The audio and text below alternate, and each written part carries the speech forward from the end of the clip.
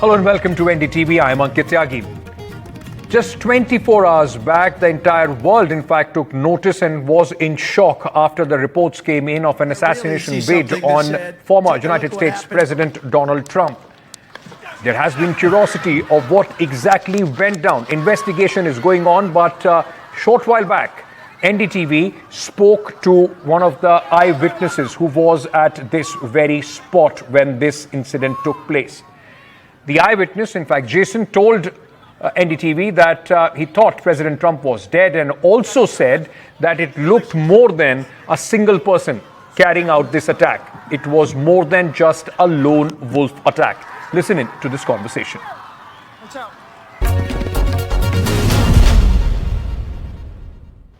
Just describe to our viewers what exactly happened just before and after you heard the bullets flying. Yeah, so those people were actually outside the venue watching from the exterior. And that was close to the building where the shooter was. I was on the other side of the venue. So over where we were, there didn't seem to be anything wrong at all. We had seen the snipers, the Secret Service snipers up on top of the building who took the shot. We saw that 15 minutes before any gunfire was there because we were kind of, we were aware, we were paying attention to our surroundings. We were kind of looking for it actually too, just to see what they were covering. But everybody was laughing. We were dancing before. There was a lot of good vibes going on. Everyone was talking, having nice conversations. There was families, there was kids, children, there was old people in wheelchairs. It was a very positive experience up until that point. So nothing made us think that there was going to be any attack. Like you said, that there were people, those who were outside and you were inside the venue. So those people saw something unusual. They saw somebody, in fact, going on to that rooftop and firing that weapon towards Donald Trump. But for somebody who was inside at that moment, just describe to our viewers, because we've been seeing these videos, but somebody who was there close to the stage, that must be extremely, a moment of fear, confusion, at complete chaos at that moment, isn't it? Yeah, we were definitely confused at first. I think the fear kind of set in a little afterwards because the fight or flight. So I was just trying to find safety and find my friends and make sure my friends were safe. But, after a few hours had passed, it's kind of sank in a little bit more today on what the true severity of the whole event was, because this is going to go down in history and be taught in school for the next, however long. And I was there 150 feet away from it. I was a part of it. Everybody is talking about that moment, which now many say describe as an iconic moment when President Trump got up and raised his fist in the air and shouted, "Fight, fight." As a supporter of President Trump, just describe that moment for our viewers. Yeah, so immediately I saw him stand up, and I was already standing at that point trying to look for my friends, and then the crowd was kind of all looking up towards him. So I looked up, and I see him put his fist up, and it was a sight to remember because the man just got shot. We all thought he was dead, and he stood up and was so patriotic when he said fight, and with his hand up in the air. It was surreal how he wasn't scared. He was like, "This is my fight. We're gonna win. Here we are. I'm alive. You missed me." He was as proud of an American as I've ever seen. Is there a sense, because now I'm sure you've also been watching it, we have been following this story for the time it happened, and it's been more than 24 hours. Investigation is going on. President Joe Biden came out and said, let's not get into any conjectures, let the law enforcement agencies do their job. But as somebody who is a follower, who's a supporter of Donald Trump, is there a sense about something more that could have happened, or do you also believe it was a lone wolf attack and thankfully Donald Trump is still alive? There's always more to it. There's always stuff. We're going to be finding stuff out for the next few weeks. We've already found out a lot this past 24 hours, but there's always more to the story that's not blatantly obvious.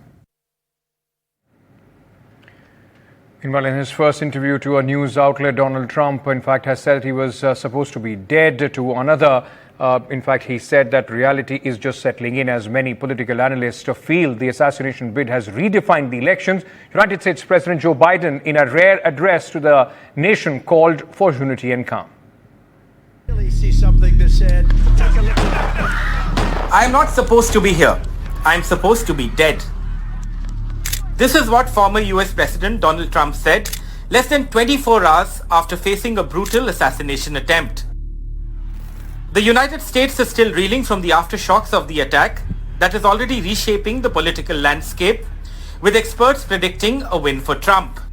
A level of reverence for the individual of Donald Trump, that will get stronger. He will appear in Milwaukee on Monday at the Republican National Convention as Lazarus risen.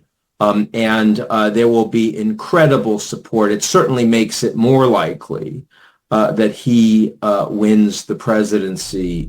The iconic image of Trump raising his fist right after the attack, with blood on his face, has postured the former president as a defiant leader competing with an aging Biden. and then the worst president in the history of our country took over. While Trump has often been accused of using violent language in the poll campaign, the tables have turned after the attack, with Republicans accusing Biden of demonizing Trump. To defuse the situation, Joe Biden called for Americans to lower the political temperature. My fellow Americans, I want to speak to you tonight about the need for us to lower the temperature in our politics. And to remember, while we may disagree, we are not enemies. We're neighbors, we're friends, co-workers, citizens, and most importantly, we're fellow Americans. We must stand together. Yesterday's shooting at Donald Trump's rally in Pennsylvania calls on all of us to take a step back. Speaking to the media a day after the assault, Donald Trump has said that the focus of his speech at the Republican National Convention will be dramatically different from what was originally planned. He has said his original speech would have focused on Biden's policies, and it would have been one of the most incredible speeches. Clearly, the narrative around the 2024 US presidential poll has been completely redefined, And look what happened to our country. with Trump gaining a head start over Biden. With Disha Bagchi, Bureau Report, NDTV. Meanwhile, back home, ahead of the monsoon session of the Parliament, the government has called for an all-party meeting. This all-party meeting will take place on 21st of July. As the issue of need paper leak is concerned, it has to be discussed in Parliament, thread and bare. All the issues have to be raised within the Parliament, and this was the demand raised by the opposition parties in the last session also. And they are very clear that this is a very important issue which concerns lakhs and lakhs of students across the country, and this should be discussed in detail by the government. The government on its part had made it very clear that it is ready to discuss all the issues which are being raised by the opposition parties, but it has to be under the rules prescribed by the Lok Sabha and the Rajya Sabha rules and procedures. And this is why the government's position has been very clear. But now we have to see what happens in the meeting, because it has been called on 21st of July, which is Sunday, at 11 a.m. by the government. The Parliamentary Affairs Minister, Mr. Kiran Rijiju, has called this meeting. All the floor leaders of the opposition parties and also of the BJP and allies, they've been invited for this meeting. And of course, Defense Minister, Mr. Rajnath Singh, will be present in that meeting from the government side. And the government will seek views and opinion of all the opposition parties, and will try to evolve a consensus, because it's a very crucial session. It will begin on 22nd of July, and the budget of the Modi 3.0 has to be presented in the in this session on 23rd of July. So the government would like to have order in the House because the budget has to be discussed, and also some important bills are also lined up by the government. Sources have informed NDTV over 200 former MPs have been served eviction notices. In fact, 200 MPs have been served this notice for overstaying in the official bungalows that were allotted to them when, in fact, they had won the Lok Sabha election in the last Lok Sabha. MPs have been asked to vacate these government bungalows as soon as possible. Meanwhile, the Delhi police is all set to file the charge sheet in connection with the case of assault on Aam Aadmi Party MP Swati Maliwal, allegedly by Delhi Chief Minister Arvind Kejriwal's aide Bibhav Kumar on Tuesday at the local court. Police have almost concluded the investigation and they are ready to file the charge sheet against Bibhav Kumar at the 30 Hazari court.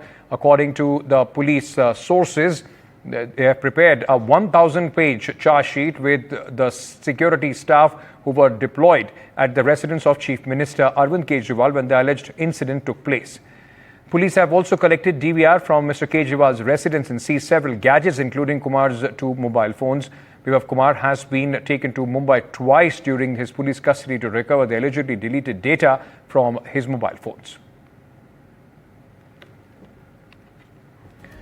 We're slipping into a very short break at this moment. News and updates on the other side. Stay tuned.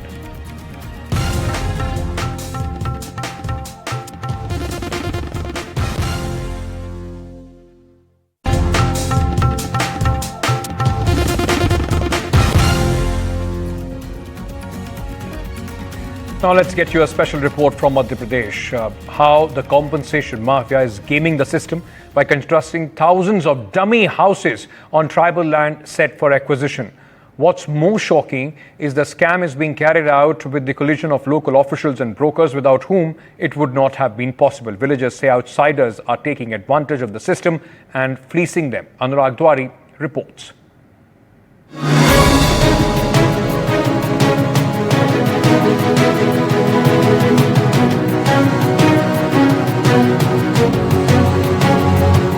The 6,672 crore Lalitpur-Singrauli railway line project in Madhya Pradesh, approved 8 years ago in 2016, is the latest target of state's compensation mafia, especially in the Singrauli district, India's thermal power hub, where land is a big and precious commodity. In the last 6 years, multiple concrete homes have sprung up along the railway line route Singrauli.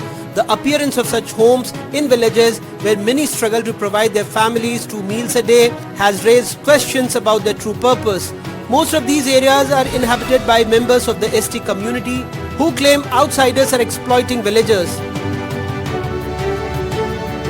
हमारे जमीन पर यहाँ बाहर के लोग आके बनाए हैं कि भाई पैसा थोड़ा बहुत दिया नहीं, वैसे ही लूट लिया हम लोग की जमीन। एग्रीमेंट भी करा है, उसने रजिस्टर नहीं भेजा, 25% देने के बोल रहे हैं।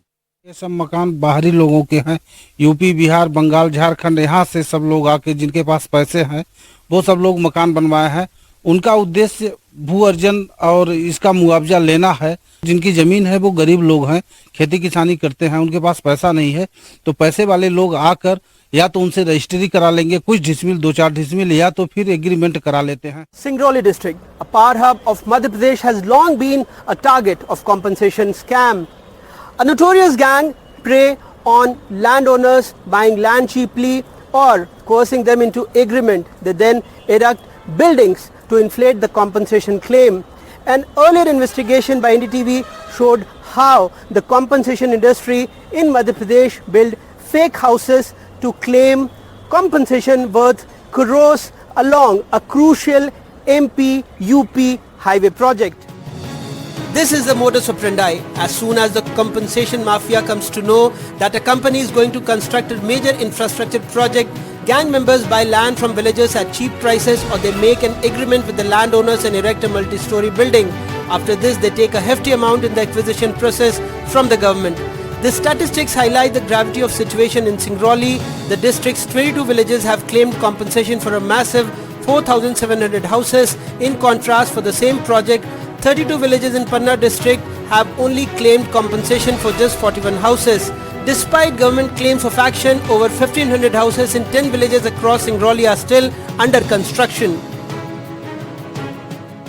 उसमें जो मकान बने हुए हैं उसमें ये भी प्रावधान रहता है कि क्या मकान सिर्फ ही मुआवजे के उद्देश्य से बना है या फिर उसमें वाकई में इसमें पहले से निवासरत हैं, उसमें बिजली, लाइट, पानी सभी की व्यवस्था समुचित व्यवस्था है कि नहीं, तो उसी के आधार पे मुआवजा भी दिया जाता है। अन्यथा ये शासन के लिए बहुत बड़ा क्षति होता है, राजस्व की बहुत बड़ी हानि होती है। NDTV's investigation sheds light on the dark underbelly of the compensation industry, revealing the nexus of corruption that plagues development projects. As the government remains blind to these injustices, the fight for transparency and accountability continues. In Bhopal, with camera person Rizwan Khan and Devendra Pandey, Anurag Dwari for NDTV. The Karnataka Assembly session kicked off today on a stormy note, with BJP targeting the Congress over two alleged scams. The Muda and the Valmiki, in fact, scam in question. The BJP held a protest demanding a CBI probe in both these scams, in which, in fact, one of which, the Chief Minister's family, is also facing allegations. A BJP protest march towards the Vidhan Sauda in Bengaluru. As a fresh assembly session started in Karnataka, the ammunition for the BJP, the Muda muddle, where CM Siddaramaia's family is facing allegations and the alleged scam in the Karnataka Maharishi Valmiki ST Development Corporation, where a former minister in the Siddaramaiah government is under arrest. The Congress termed it a political drama. Yesterday, government has constituted an inquiry committee by a retired High Court judge, but will not accept this. We will demand for CBI inquiry. Chief Minister is bound to hand over the investigation of Muda scam to CBI and will be forced to resign. Where is the allegation? All allegation are there. The entire allegation is on them. We will show them. It is everything has started. All irregularities have started. The BJP rule. There is nothing in our government. While the Valmiki scam has led to the arrest of Congress Minister B. Nagendra for the alleged embezzlement of funds from the department, the BJP alleges the Muda land compensation scam led to the loss of thousands of crores to the exchequer, with Siddaramaia's wife being one of the beneficiaries. The Congress held a closed-door meeting to plan its counter-strategy. The Valmiki scam led to the resignation of one of the Congress ministers, and the Muda scam made the Chief Minister walk on tightrope. The next 15 days will definitely see a turbulent session in the Karnataka Assembly. With camera person Govind, Pratibha Raman in Bengaluru for NDTV. Right, in fact, related news to this, a Congress Legislative Party meeting has been organized at the Radisson Blu Hotel on July 18 to discuss the allegations raised by the BJP for discussion to the Karnataka Assembly. In fact, Karnataka Chief Minister Siddaramaiah will head this meeting along with Deputy Chief Minister D.K. Shivkumar, who earlier spoke to my colleague Pratibha and dismissed these allegations. Pratibha joins us at this moment. Pratibha, now important meeting of the Congress party. They are in a huddle. It means that they are facing or feeling at least the pressure that the BJP is applying on them.